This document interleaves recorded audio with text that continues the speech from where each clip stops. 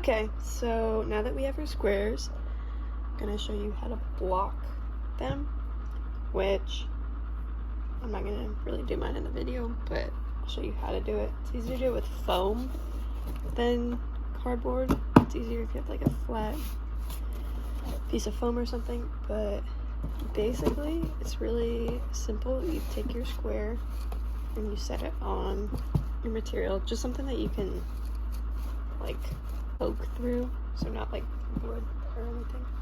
So you're gonna take some T-pins if you have them, just like pins that you can use that will go through the material you're using and the crochet work, but not just through the holes. You want them to go like through pieces of yarn as well, and you're gonna pin them in place, stretched out how you want them. And after those are pinned down, you're going to spray it with some water, and not a whole bunch, you don't really need it soaking wet, but a good amount. And you're gonna let it dry in that position. You can hit it with a hair dryer if you want to, but if you put it on high heat, it's more likely to shrink, so you might want to avoid that. It's easier to just let them dry overnight.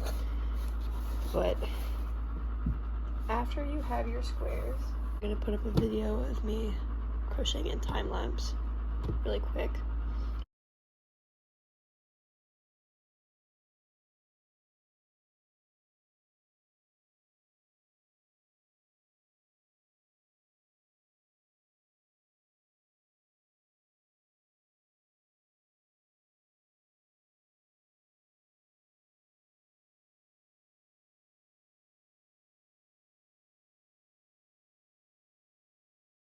And now that you have your squares, let me put this. How am I gonna arrange this? Oh, I like that. I'm going to show you how to sew them together. Okay, so to sew my squares together, I'm going to be using red. It's better to use a color that you incorporated into your work, but you can also use a different color if you want. You're not really going to be able to see the yarn that you used to sew with, but you will a little bit, depending. I'm just going to be using red, and you're going to take some yarn. It's about how long you want it.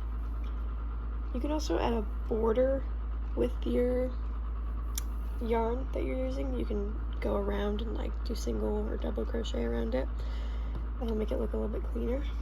But I'm just going to be sewing them together. I think I might make a little cat bed out of this or something, but I'm going to cut my yarn, and I've given myself, this might be too much, but it's better to do too much than too little. And I'm going to thread my yarn through my crochet needle that I used before to weave my ends, and I'm not going to tie it or anything. I'm just going to need a little tail, and I'm going to start, and I'm just going to go across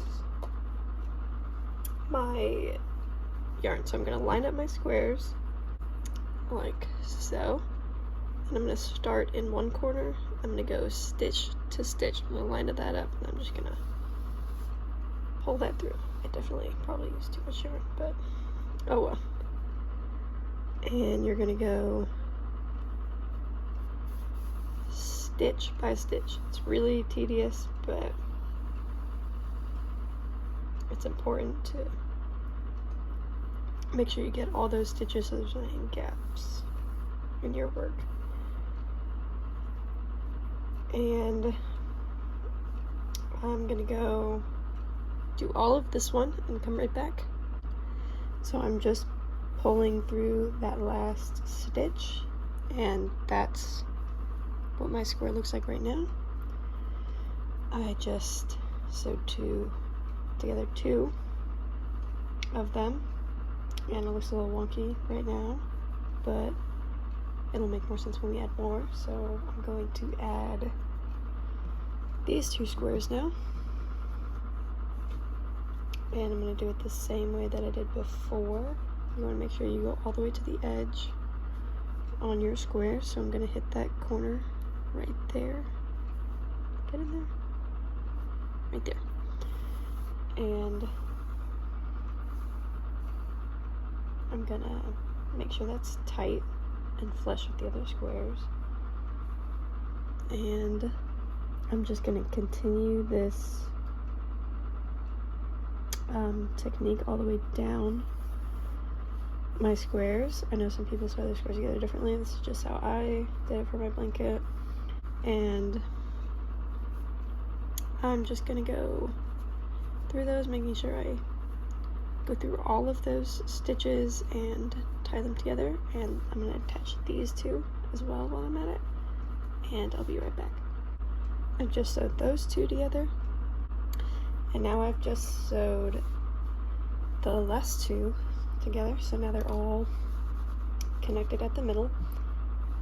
And again, this is why we block. I did not block my yarn before this because I'm just going to be giving this to my cats. I don't really care about the neatness of it, but for yours I would definitely recommend blocking it.